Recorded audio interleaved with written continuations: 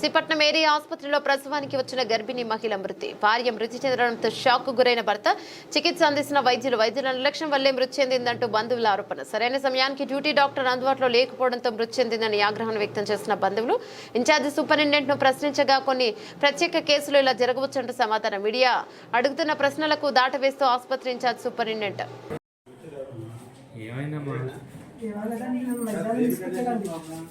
నాకు 10 ఏళ్ళ పిల్లలు చేశారండి. తీసుకెళ్ళాను. పాలు పొంగేది ఉండి పవన్నారు అన్నాడండి. అంటే నేను 4 గంటలకు వచ్చానండి. 4 గంటలకు వచ్చి జాయిన్ చేస్తే ఆడి ఇంటికి వెళ్ళి అది చూసుకొని వచ్చాడండి. వచ్చి రాత్రి తెల్లవారులు ఉన్నాడండి. ఇద్దరం ఉన్నాం. అంటే అందులోకి ఆశవరకు వచ్చిందండి.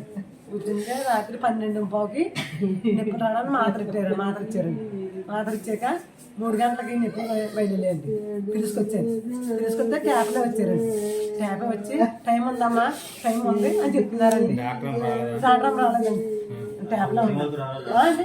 ఉదయం కూడా చచ్చిపోయేదాకా రాలేదు. తర్వాత 2 ఫోన్ చేసి వచ్చారు. మాకు ఏం తెలుసు కదండి సారం. మేము చదువుందా వాళ్ళ కాడుందా అబ్బాయిని ఎక్కడున్నా కొనుగోలు చేసేసిందని అని నేను కొన్నానండి.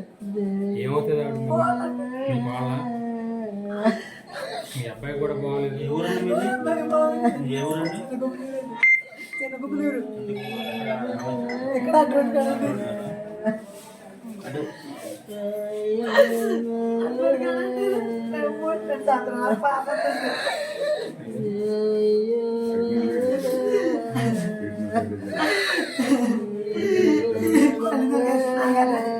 సంవత్సరం పడిపోయాడంటే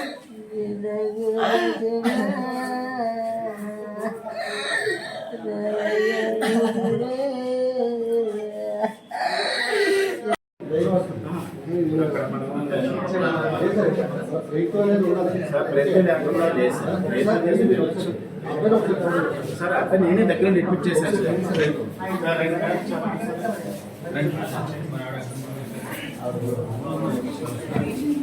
కేసెస్ ఎలా ఉంటుందండి? సార్ ఎస్ సార్ నో, మిగతాదంతా మీరు చెప్పండి. ఎస్ సార్ నో అని చెప్పండి సార్.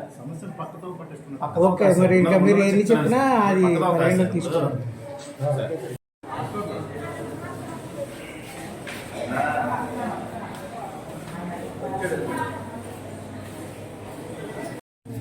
ఇందాక చేశారు, నాకు నొప్పి లేదు కదా, నాకు ఏమి ఇబ్బంది నాకు బాగానే ఉంది.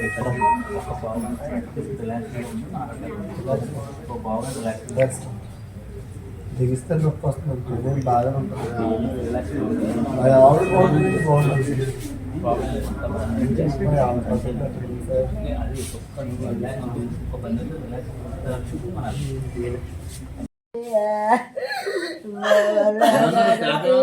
సర్జరీ చేయించండి. సర్జరీ చేయించండి.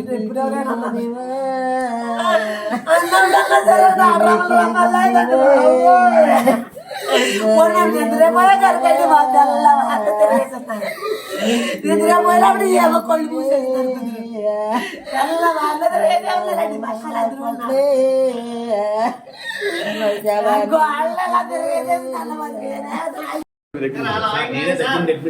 అన్ని కాదు, ఆయన చనిపోయినా రెస్పాన్సిబిలిటీ మీరే అవుతాడు. అక్కడ ఏమో ఆయన అడ్లిపోయి చచ్చిపోతున్నాడు.